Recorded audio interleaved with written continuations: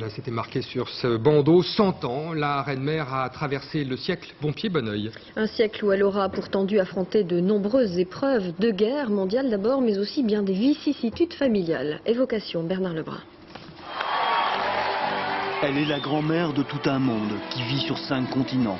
Un peuple qui, durant sa vie, aura conquis les océans pour s'y tailler un empire et qui, de Lady Elizabeth Windsor, aura fait son drapeau.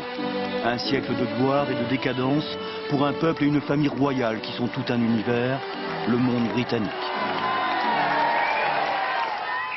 Fille du comte de Strathmore, c'est dans ce château que vint au monde le 4 août 1904 Lady Elizabeth Margaret Bowes-Lyon. Une cuillère en or dans la bouche, elle passe en Écosse une enfance de rêve aristocratique. Chance ou malchance, Bertie s'ennuie. Albert, le duc d'York, deuxième fils du roi George V, n'est pas destiné à régner. Bègue et timide, il finit par conquérir la belle Élisabeth et l'épouse en 1923. Dans une innocence toute princière, durant 13 ans, le couple vit éloigné des questions politiques et de la cour. 2 filles vont naître, Élisabeth, future reine, et sa sœur, Margaret. Déjà, les chiens corgis sont de la famille. Mais dans la capitale gronde le scandale. Le jeune roi Édouard VIII est amoureux d'une américaine, 2 fois divorcée. Moins d'1 an après son arrivée sur le trône, il abdique par amour, se pliant devant la tradition. C'est en France que le duc de Windsor épousera Wallis Simpson. À Londres, le duc d'York devient roi, malgré lui. Pour partager le fardeau du pouvoir, chacun se réjouit que l'on couronne aussi son épouse, qui devient la reine Élisabeth. Albert, Bertie le Bègue pour les Anglais, portera le nom de George VI.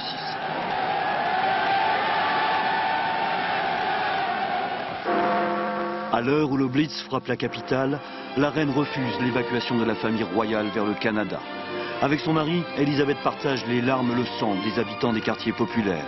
Sa présence est le symbole de la résistance de tout un pays. Et les bombes n'épargnent pas le palais de Buckingham, dont les avions allemands ont fait leur cible favorite. God save the Queen, Dieu sauve la reine et le royaume.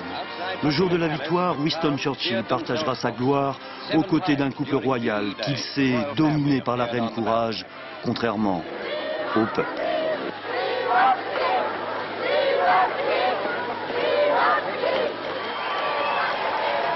La paix revenue, en 1948, Élisabeth, la fille aînée, offre un héritier à la couronne. Enfin peut-être, le prince Charles. Mais de fait, elle renvoie la reine héroïque au métier de grand-mère.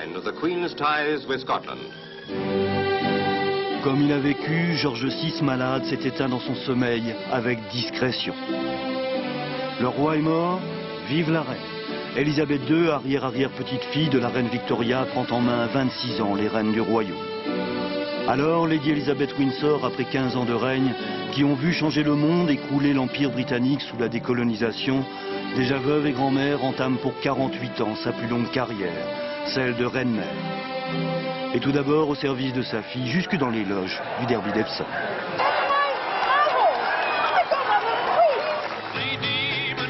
Trois rangs de perles éternelles, des centaines de chapeaux, des courses de chevaux, des litres de gin tonic et la pêche à la truite. Telle sera sa vie, Queen Mum, familièrement la reine maman, devenue facétieuse et dépensière, mais respectée parce que gardienne de la tradition. Alors bien sûr, ce mariage qu'elle avait tant voulu, elle en refusera l'échec.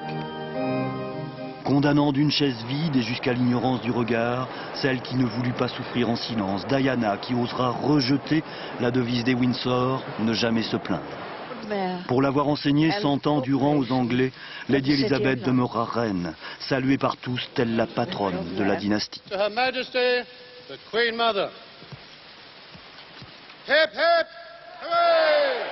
Hip hip hooray! Hip hip hooray!